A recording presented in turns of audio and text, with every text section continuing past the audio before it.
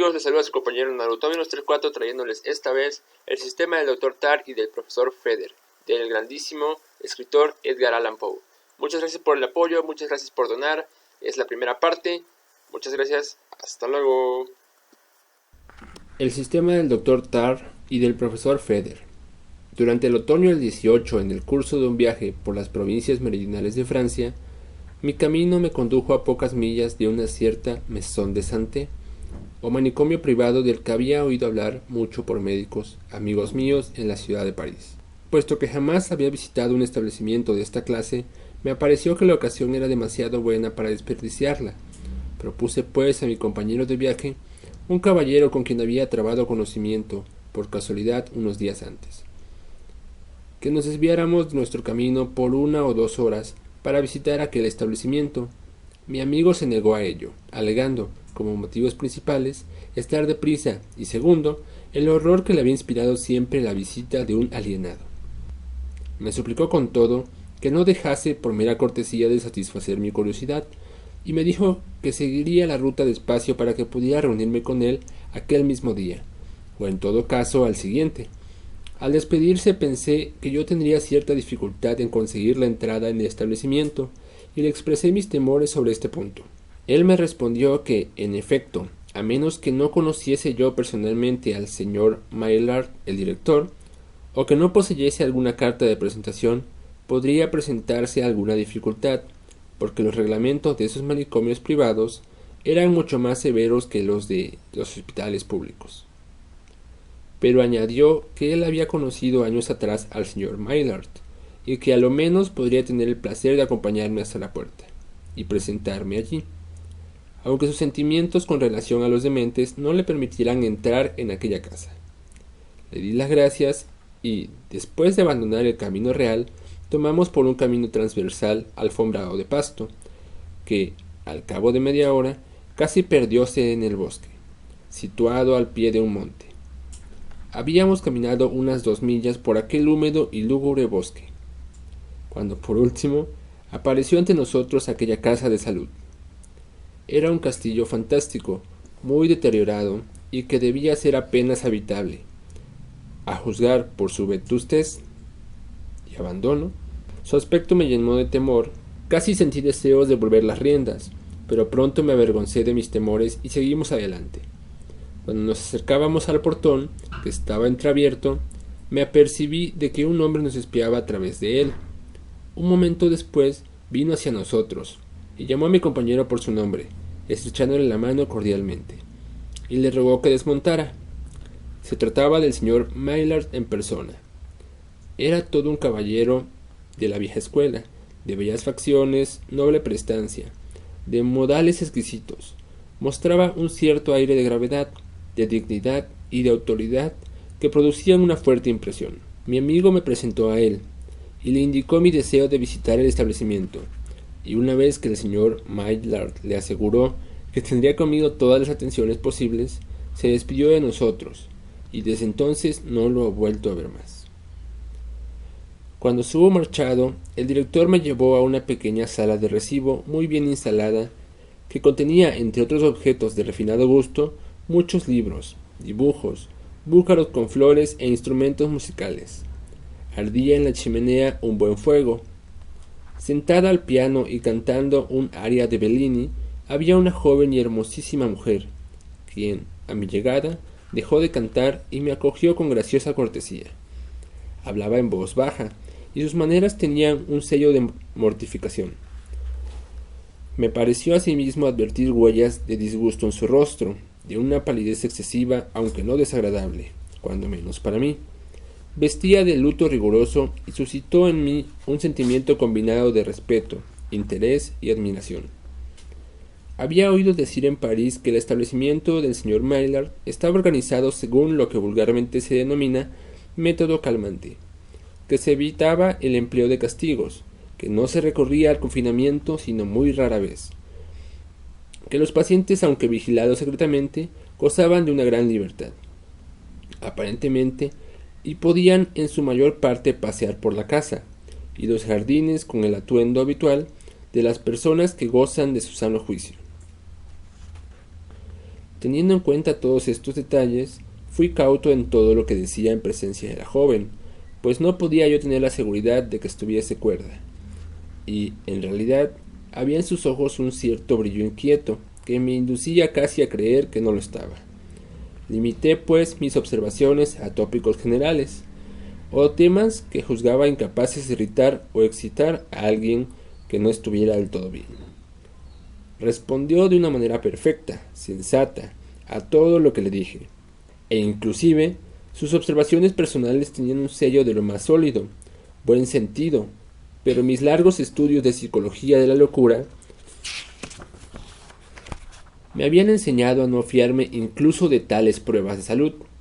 Por tanto, durante toda la entrevista, continué comportándome con la misma prudencia que al principio. En ese momento, se presentó un elegantísimo criado de la librea, trayendo una bandeja con frutas, vinos y otros refrescos, que probé con mucho gusto. La señorita un poco después salió del salón. Tan pronto salió, miré a mi anfitrión con aire interrogatorio. No, dijo él. Es una persona de mi familia, mi sobrina, una muchacha perfecta, por lo demás. Le pido 1000 perdones por mi sospecha, le repliqué. Sé muy bien que sabrá usted excusarme. La excelente administración de vuestra casa es muy conocida en París, y pensé que después de todo sería posible que... Sí, no hablemos más de eso. O mejor dicho, soy yo quien debo darle las gracias por la prudencia tan loable que ha demostrado. Raramente se advierte tanta previsión en los jóvenes, y en más de una ocasión han sucedido lamentables incidentes por la imprudencia de nuestros visitantes. Cuando mi antiguo sistema se hallaba en vigor y se permitía a mis pacientes que pasearan libremente, caían con frecuencia en crisis peligrosas por causa de los imprudentes que visitaban este lugar. Me vi pues obligado a imponer un riguroso sistema de exclusión, y no se permite ya la entrada a nadie en cuya discreción no se pueda confiar. Cuando su antiguo sistema se hallaba en vigor, dije repitiendo sus propias palabras. ¿Debo entender entonces que el método calmante del que oí hablar tanto ya no está en vigor en este establecimiento? Oh, hace varias semanas ya, contestó. Hemos decidido renunciar a él por completo. ¿Realmente? Me asombra usted. Nos convencimos de la absoluta necesidad de volver a los antiguos sistemas, dijo suspirando. El método calmante representa un terrible peligro a cada instante, y sus ventajas habían sido exageradas. Creo, señor, que si jamás se hizo alguna prueba letal, fue en esta casa precisamente. Hicimos todo cuanto era humanamente posible.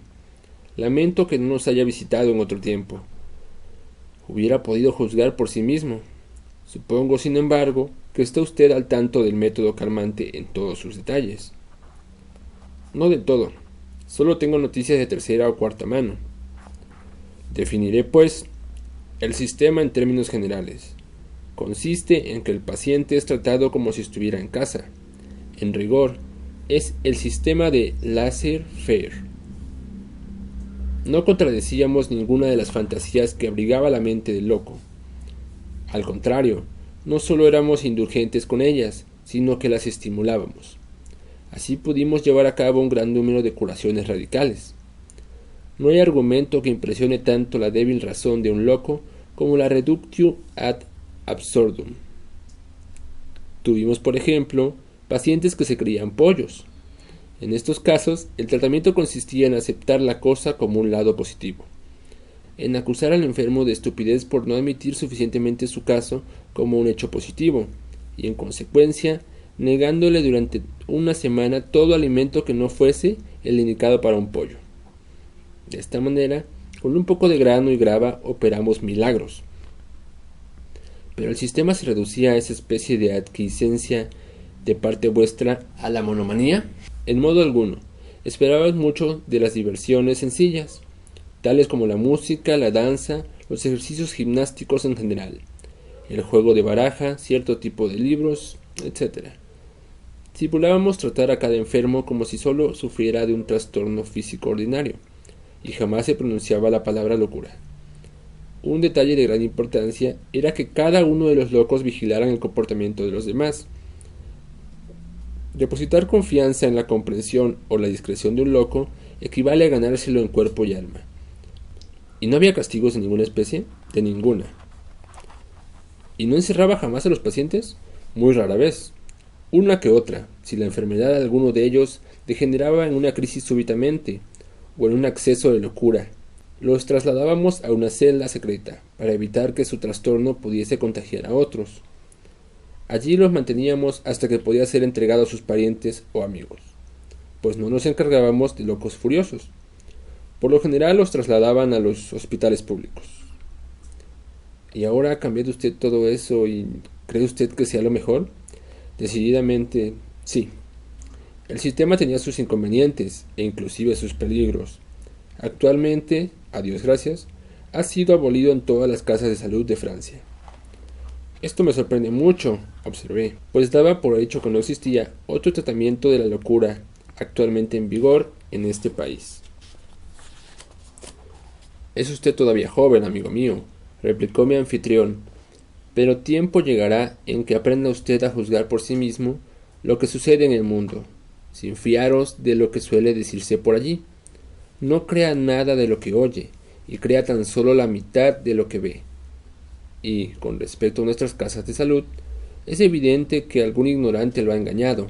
No obstante, después de cenar, cuando se haya recuperado de la fatiga del viaje, tendré el placer de llevarlo a recorrer la casa y exponerle un sistema que, en mi opinión, y en la de todas las personas que han podido apreciar los resultados, es incomparablemente más eficaz que todos los imaginados hasta el presente. ¿Es suyo el sistema?, le pregunté. ¿Un sistema de su propia invención?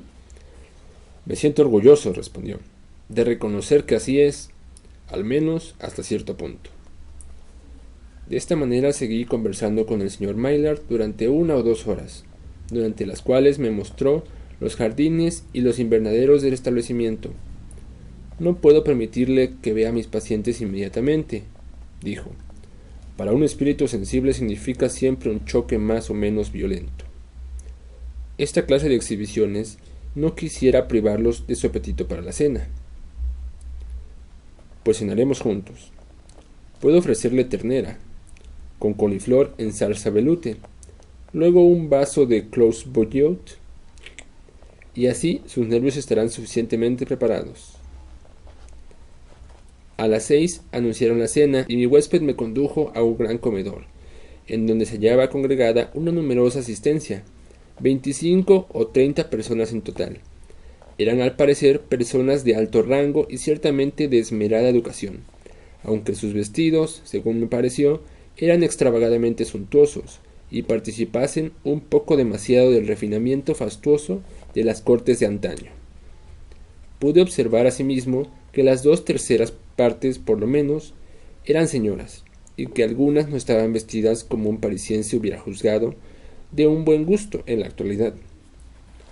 Muchas de ellas, por ejemplo, cuya edad no sería menos de 60 años, se cubrían con una profusión de joyas tales como sortijas, brazaletes, pendientes, dejando el pecho y los brazos desvergonzadamente descubiertos. Noté igualmente que muy pocos vestidos estaban bien cortados, o a lo menos que la mayor parte se adaptaban mal a las personas que los llevaban. Mirando en torno descubrí a la interesante joven con quien me había presentado el señor Maillard en el pequeño recibidor, pero grande fue mi sorpresa al ver que llevaba ahora un vestido de miriñaque, zapatos de tacón alto y un gorro sucio de encaje de Bruselas, tan grande para ella que su rostro parecía ridículamente pequeño. Cuando la vi por primera vez, vestía de luto riguroso, que le sentaba de maravilla. En suma, toda aquella asamblea vestía de una manera muy singular, que llegué a pensar por un instante en el método calmante, y me pregunté si el señor Maillard no querría engañarme hasta después de la cena, a fin de evitarme sensaciones desagradables durante la cena, al saberme a la mesa con unos lunáticos.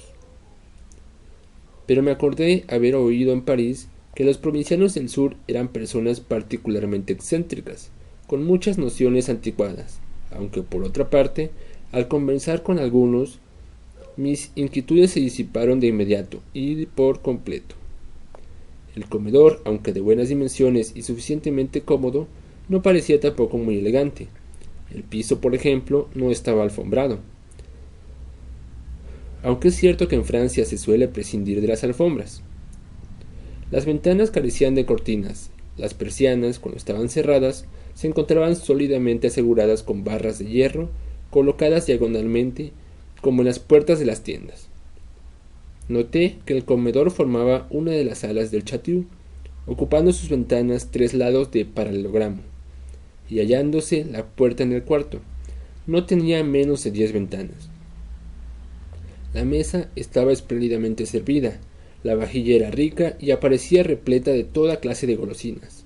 Era una profusión absoluta y bárbara. Había allí platos suficientes como para regalar a los Anakim. Nunca en mi vida había presenciado tanta prodigalidad.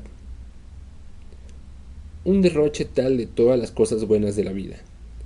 Aún así, se observaba muy poco gusto en el arreglo del servicio. Mis ojos, acostumbrados a las luces suaves, se sentían heridos por el prodigioso resplandor de multitud de bujías colocadas en candelabros de plata, puestas sobre la mesa y diseminadas por todo el comedor, y donde quiera que había sido posible fijarlas. Se encargaban del servicio varios domésticos diligentes, y en una gran mesa situada al fondo del comedor se habían instalado 7 u 8 músicos con violines, flautas, trombones y un tambor. Durante la comida y a determinados intervalos, esos individuos me fastidiaron mucho con una infinita variedad de ruidos que ellos consideraban que era música, y que a lo que parecía entretenían mucho a los presentes, a excepción mía, por supuesto. En general, no pude menos de pensar que había mucho de extraño en cuanto veía a mi alrededor. Pero, después de todo, al mundo lo integran toda clase de personas que tienen modos de pensar muy diferentes, y asimismo una multitud de usos convencionales. Además, yo había viajado demasiado como para no ser un perfecto adepto del nil admirari. Por tanto, me senté con tranquilidad a la derecha de mi anfitrión, y dotado de excelente apetito, hice los honores de aquella buena mesa. La conversación, entre tanto, era animada y general. Las damas, según su costumbre, hablaban mucho. Pronto noté que casi todos los presentes eran personas muy bien educadas, y mi anfitrión era, por sí solo, un tesoro de alegres anécdotas. Se sentía dispuesto a hablar de sus funciones de director de una casa de salud, y para mi gran sorpresa, el tema de la locura fue el favorito de los comensales. Una vez tuvimos aquí a un individuo, dijo un grueso hombre sentado a mi derecha, que se imaginaba ser una tetera, y entre paréntesis, ¿no es sorprendente que esta manía se repita tan frecuentemente en los locos? Tal vez no haya un solo manicomio en Francia que no cuente con su tetera humana.